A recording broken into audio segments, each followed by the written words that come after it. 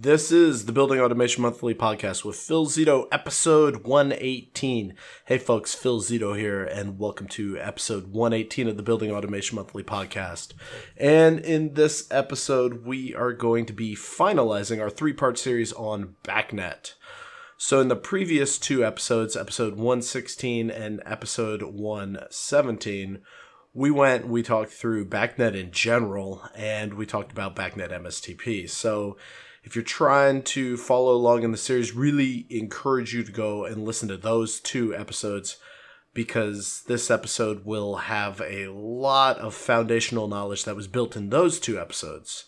So basically, hey, if you really want to get the stuff right, make sure you've listened to 16 and 17 prior to listening to this episode, which is 118.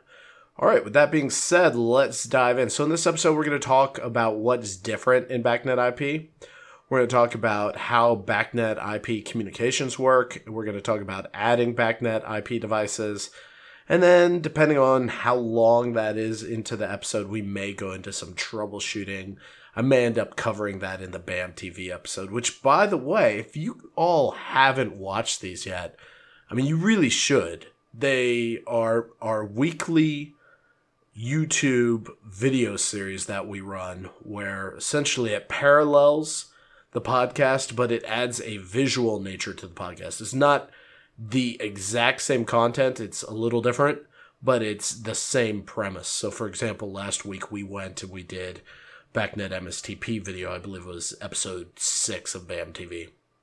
And we went through the whiteboard, talked about how things are laid out. So it's a little different than the podcast, but if you combine the podcast and you combined the BAM TV episodes, then you'll have a really solid foundation to be working with. Really encourage you to check those out.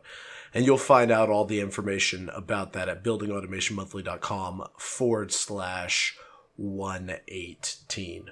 So with that being said, let's dive in. All right, BACnet IP. What is different in it? Well, for one, it's not MSTP, right? It's IP. Just as a little bit of background, BACnet has a bunch of different physical kind of layers, protocols, if you would call them that it can use. ArcNet, Ethernet, BACnet over LAN, surprisingly enough, BACnet IP, BACnet MSTP, and BACnet over Zigbee, if I remember correctly. Now, BACnet IP and BACnet MSTP are the two most common BACnet implementations in the world. And we're seeing that whereas BACnet MSTP was a implementation that was really, really the dominant force for the longest period of time, we're seeing that with the advent of IP controls. And when I say IP controls, it's not like we didn't have them before. It's just the price cost has come down. The resource constraints have been lifted. We've got more powerful computing devices within our controllers than we've ever had before, and that really allows us to be at a cost point that makes IP competitive. Plus the fact that almost everything nowadays is wired for IP in a building, whereas in the past it just wasn't practical. With that being said, BACnet IP, however, introduces a bunch of different concepts. For one, let's talk about the elephant in the room, which is general IT knowledge. You know, I'm constantly surprised how many companies that call themselves system integrators, when we get on the conversation with their managers, with their executives, and we start talking about how to train their team, it becomes readily apparent really fast how immature their team is when it comes to IT education. You know, for the longest time, the philosophy has always been find someone who understands HVAC and hire them. However, I would argue HVAC hasn't changed, and you can train folks up on what a BAS person needs to know in a very short amount of time. We've seen that in our control sequence fundamentals course time and time again, where folks come in with a very limited HVAC knowledge and they leave with a much less limited HVAC knowledge. I would argue a knowledge that enables them to be successful in their BAS career. With that being said, there has been a almost cricket-like response to IT education of BAS, and that's for three reasons. One is, where do you even go? If you were to come to us today and we asked you, where do you go for your IT education? Without answering Building Automation Monthly and their IT fundamentals course, where would you go? I mean, if you send someone to a Cisco or to a Microsoft boot camp, they're going to learn 10% of what they learn in that course is what they need to know. And they're going to learn 90% of stuff that not only is it stuff they don't need to know, it's actually going to end up confusing them because there's no practical application in building automation. So where do you send them? Can you send them to the community colleges? Well, once again, you run into the same thing. It's largely built off of CCNA, kind of MCSE. Those are Microsoft and Cisco certs. And it's built off those kind of curriculums, once again, not teaching what they need to know. And then if you try to find a book, no book's out there. We've got some plans about creating the book for that, but that's a whole nother topic. So IT knowledge, that is what we are seeing as one of the biggest gaps in system integrators' ability to effectively profit on this kind of smart building wave that's going on right now. If you want to be profitable, if you want to future-proof your career, it's IT knowledge all the way. So why did I go into that segue? Why did I go and describe that whole kind of thing to you about IT? Well, it's because when it was just BACnet IP with a couple supervisory devices, maybe a subnet or two, a server, it wasn't that big of a deal. But now when you're dealing with BACnet IP across thousands of devices, you're dealing with multiple subnets packed full of IP devices. You're dealing with an IT department that doesn't want to give you static IP addresses, that requires port forwarding and network address translation. How do you make all these things work? And so an upcoming series that we're going to dive through is kind of the networking side of BAS and IT. We're going to have that. I'm not sure if that's going to be the next series that we go through or if that's going to be 2 series down. We may do servers first. But we're going to be focusing on IT over the next several, probably 6 to 9 podcast and BAM TV episodes because there's a huge gap. So BACnet IP is an IP layer protocol, meaning it uses the IP stack. So if you've ever heard of the IP stack, it's layer 3 on the OSI model. It's right after your subnet level Ethernet communication, but right before your TCP UDP communication. So if you're like, what the heck does that mean? I'll have a link to the OSI model on the page, once again at buildingautomationmonthly.com/118. And you can read up on the OSI model, understand what those layers are. So as mentioned, BACnet IP uses IP addressing for the logical address for the BACnet devices. That's how they communicate with one another. They also use UDP communication, specifically at port 47808. UDP is called a connectionless protocol. What a connectionless protocol means, okay, so think about it this way, right? If I were to go and call you on the phone, and you picked up the phone, and we started talking, you'd probably pick up the phone and go, hello, and I would say, hello back to you. And then we'd have our conversation. And then at the end of the conversation, you would go and say goodbye. And I'd say goodbye. And that is a connection-oriented protocol, essentially. That's TCP, transmission. What is that TCP? It's transmission communication protocol, something like that. I don't have that memorized. I used to have that memorized. And then UDP is user datagram protocol, if I remember correctly as well. Anywho, doesn't matter. Something you can Google in about 5 seconds. And if you've been listening to this podcast for any amount of time, you know how I feel about Googling. You should be doing that versus memorizing stuff and using up your brain capacity. With that being said, UDP is a connectionless protocol. Connectionless protocols mean that when I call you, I just say, hey, here's the message, da-da-da. It's like almost like a voicemail or a text message. There is no initiation. There is no hello. There is no goodbye. I just leave my message, send it out there. If you get it, you get it. If you don't get it, you don't get it.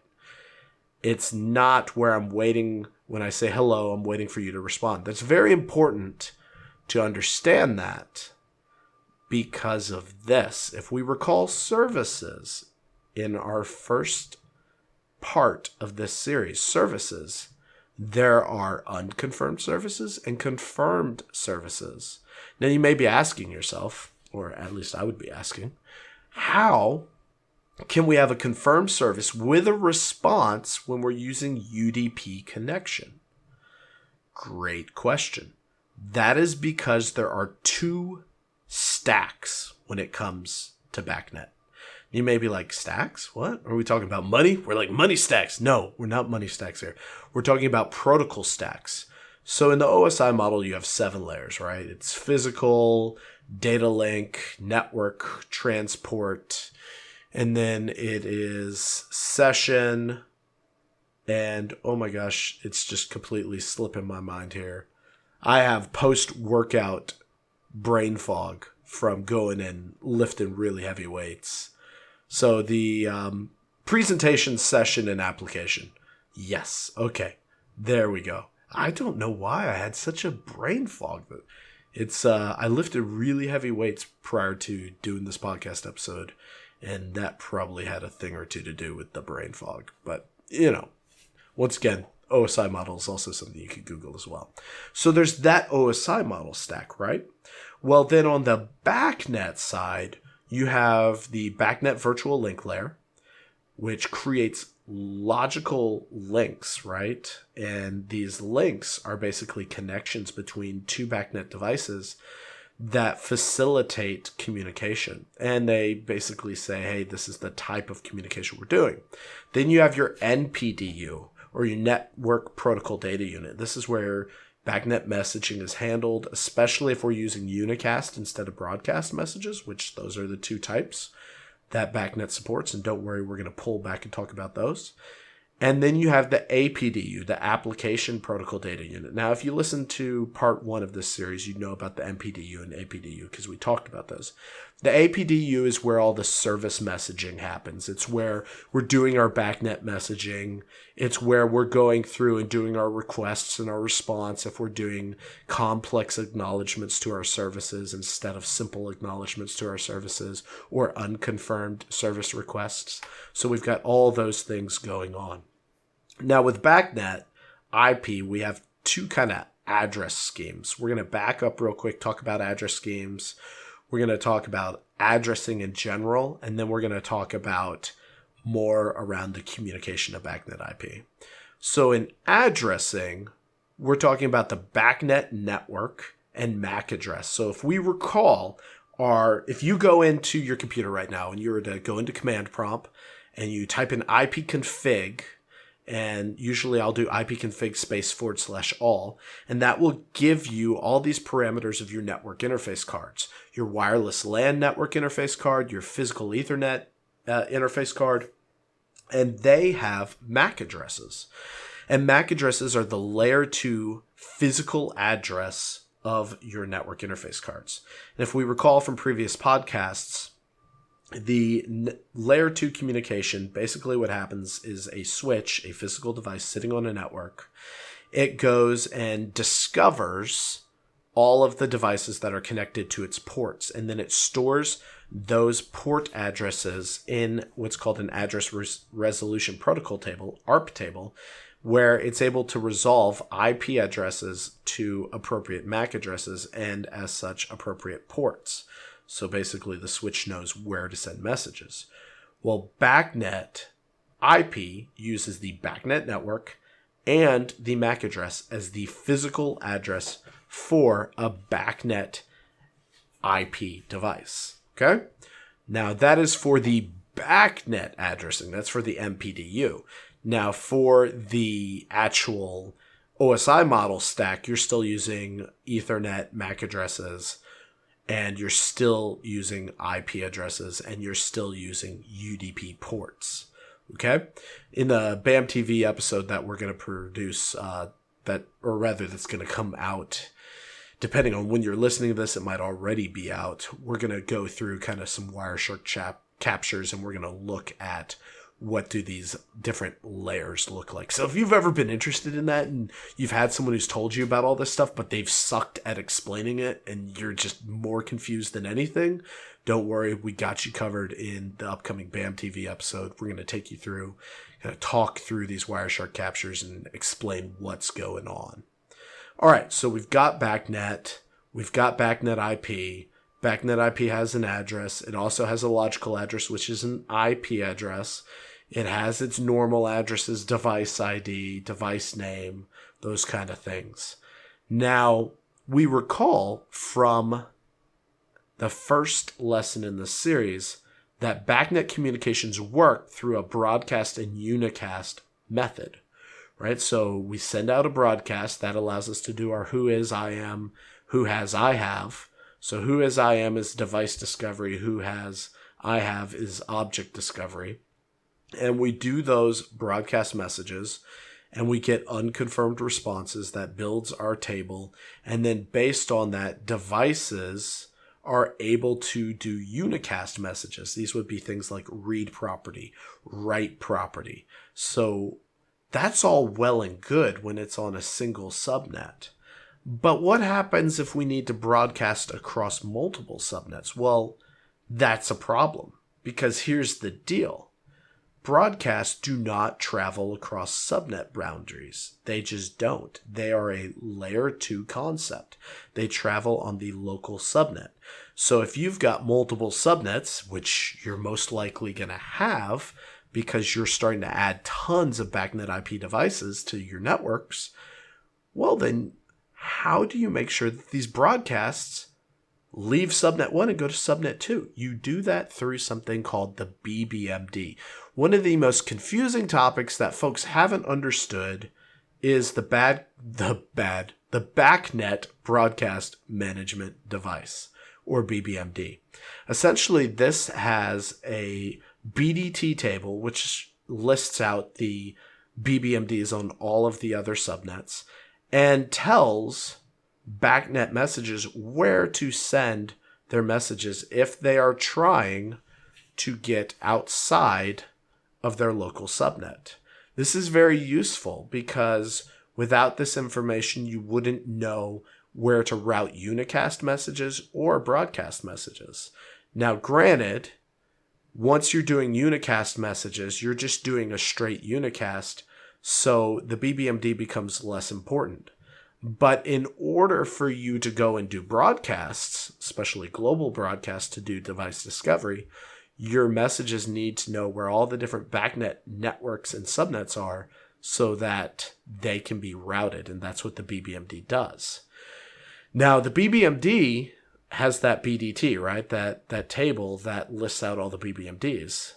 And here's where things can get a little goofy. One is you can have tables that automatically populate and that basically create themselves using the right BDT table service. Now, the thing is there are some manufacturers out there who do not allow BDT tables to be shared. They require you to manually build and maintain the BDT tables. You need to be aware of that because if you're doing multi-vendor integration, which we'll talk about in just a second, that can become a nightmare, especially when you have BBMD table conflicts, because some supervisory devices will have their own BBB or their own BBMD tables with their own BDT tables in their supervisory devices. That's typically where that stuff is stored. So you need to be cognizant of all of that and understand what's going on with your BBMD and BDT setup. That'll make a fair bit more sense when we go through the BAM TV episode where we lay out kind of how these communications happen. Just realize that these are very important and it's a deep concept that we cover greatly in our BAS Protocols Bootcamp course. And to be quite honest, we're kind of brushing over it in this episode. With that being said, let's move on to this concept of adding BACnet IP devices. How do you do this? Adding BACnet Mstp devices is really as simple as finding a MAC address that isn't being used, making sure the baud rate matches up and that the cabling is staying the same, and just adding it in.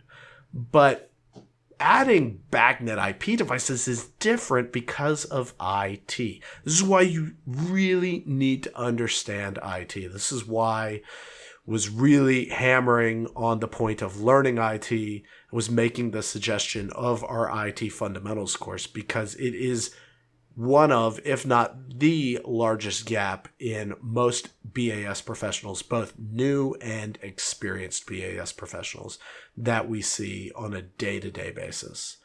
That being said, what you have to do with adding a BACnet IP device is several things. One, you need to plan your network. I know, you're like, what the heck do I need to plan a network for? I don't work in IT. I'm not an IT person. But if you are going to be adding a ton of IP devices, you need to think through, how am I going to do this? What is my subnet range for this? Do I have any host addresses that are available for me to use? Am I using VLANs? Is the routing set up? How am I going to do this? You've got to have all of those concepts down pat prior to installing your first BACnet IP device. What you don't want to do, and what will cause some really major issues, is if you go and you're like, you know what, I've got 200 devices. I'm just going to tell IT I need 200 devices. I need IP addresses for 200 devices. Well, that's a problem. One, if you don't learn what the subnet masks are, then if you ever have to service it, you're going to be really hurting when you're trying to use Wireshark. Two, how are you ever going to plan or support? Three, how is that information ever going to get onto the O&Ms? And four, beyond that, what if you've got other buildings? How are you going to make sure that all these devices are communicating with one another? All right, with all that painful stuff laid out, and you're like feeling a little hopeless right now, feeling like a little overwhelmed, this whole IT concepts just dragging you down, don't worry. We, like I said, we'll be covering that in future episodes. We've got a full course that takes you through everything you need to know if you really want the accelerated path to get there the fastest and just close all your skill gaps. That being said, there's a couple things whenever I've gone in the past to a BACnet installation. I knew I was adding BACnet IP devices. Here's what I would ask, and this is the order I would ask them. First off, what's the subnet? What is the subnet I'm going to be adding this device to? Is there a subnet? If so, what's the host range? Is there an open host? Next, I would ask, what about the BBMD entry? Are we making a new BBMD entry? Is this something that needs to be addressed? Is this a new BACnet network segment that isn't on the BDT? Do we need to add it? How are we going to add it? Where do we need to replicate it to? The BACnet network number. What network number am I using? Why am I using that? How am I using that? You want to know that as well. Remember that BACnet network numbers are unique. Ports. This is a huge one. Oh my goodness. I have seen so many new BAS professionals who they spend hours, if not days, trying to figure out why BACnet's not communicating, only to realize that the manufacturer who they're working with, in their infinite wisdom, decided to completely buck the standard and say, screw you, BAS people, I'm going to go with a different UDP port than the entire rest of the world. I'm going to go with 47809 or 47810 instead of the standard 47808. Because I don't want your devices to communicate and I want to just completely screw you out of your profit. All right. Maybe they're not really thinking that when they do that, but I swear to goodness, oh my gosh, product folks, go get some field experience before you create products. Please help the rest of us in the world out, because you're not doing any favors when you buck from the standards and use different things than everyone else is expecting. So, with that lamenting done, make sure you check the port address. Make sure that the port number is indeed the same port number as the rest of your network. So from there, then you work on the IP side with IT. You make sure the routes are set up. Any ports that need to be opened are opened. Any firewalls, IDSs, IPSs, so intrusion detection and intrusion prevention systems. You make sure those things are handled. And then if you need port forwarding, you take care of that as well. And then you deal with IT not wanting to give you a static IP address for your BBMD. Oh my goodness. Talk about a pain in the butt conversation. It's actually a really easy conversation to solve. It's a really easy problem to solve. And here's how you do it. So you go to IT and you say, would you want your load balancers on DHCP? Would you want your server hosts for your SharePoint site on DHCP? Would you want your core IT systems on DHCP, or would you give them a static IP address? Well, why should the backbone of our building automation network, our BBMDs, why should that not be on a static IP address? It's one IP address per subnet. When you explain to them that the BBMD is the default gateway of your BACnet subnets, that is a great way for them to understand, for IT to understand why you need a static IP address for your BBMDs and cannot tolerate a DHCP. Sure, you can make DHCP work, but depending on the manufacturer, it can cause all sorts of issues. So get that static IP address for your BBMDs. With that being said, let's talk about some common troubleshooting techniques with BACnet IP. We've already went through the first one, right? And that is ports. We've got to make sure that we are using the same port so our BACnet information can communicate. So that you understand what ports are. Ports essentially are typically aligned with applications or services. And what that means is that when one device decides to communicate to another and it wants to communicate to that application, it needs to know that application's port number, which BACnet's application port number is 47808. So having the same port number enables communication between BACnet devices. Sure, you can work with other ports, but it's just a pain in the butt from a troubleshooting perspective as well as from a integration of multi-vendor system perspective. Next, the BBMD and BDT tables. Not having your BBMDs installed on your BACnet subnets and not having properly populated BDT tables is like the kiss of death. Your who is, I am messages are not going to properly route. You're not going to have proper discovery. Your communications are going to suffer. But beyond that, just because you have BBMDs and BDTs does not mean different BACnet networks are going to necessarily communicate. You also have to address the IP routing. So routes are essentially directions between different subnets. They say, hey, if you want to get to this IP address range, you go out this port. And that's the function of routers in a nutshell. Well, you can have all the BBMDs in the world, have them completely set up, but if there is no route in your router for those messages to know which port to go out of, it's not going to matter. And a lot of folks ignore that. They think, hey, I set up my BBMD, I set up my BDT, but stuff's still not working. Why? Well, because the routes aren't in there. So you need to make sure that is taken care of as well. That's usually an IT function. Usually they're not going to let you log in and set up routes, nor would I suggest that you do that in the first place anyways. Okay, so we talked through ports. We talked through BBMDs and routing, as well as firewalls and intrusion prevention and intrusion detection. Oftentimes, especially in certain buildings, they will have stuff locked down tighter than, not going to use that analogy right there. This is a PG show. So that being said, they'll have them pretty tight, pretty secure. So how do you deal with that? Well, you make sure that IT is aware of the communication profile for your network devices, for your applications. That way they can allow the proper traffic through the firewalls. They can make sure that that traffic doesn't get flagged as bad traffic and then blocked. So those are things you want to be aware of as well. And finally, since we're talking about an IP layer protocol, we have to deal with something called bandwidth. Yes, bandwidth, my friends, is the capacity of data to travel across a network connection. And what happens in the IP world is quite often we have these things called trunks, and they go between networking devices, so between switches and routers, routers and other routers. And those trunks carry traffic from multiple different devices.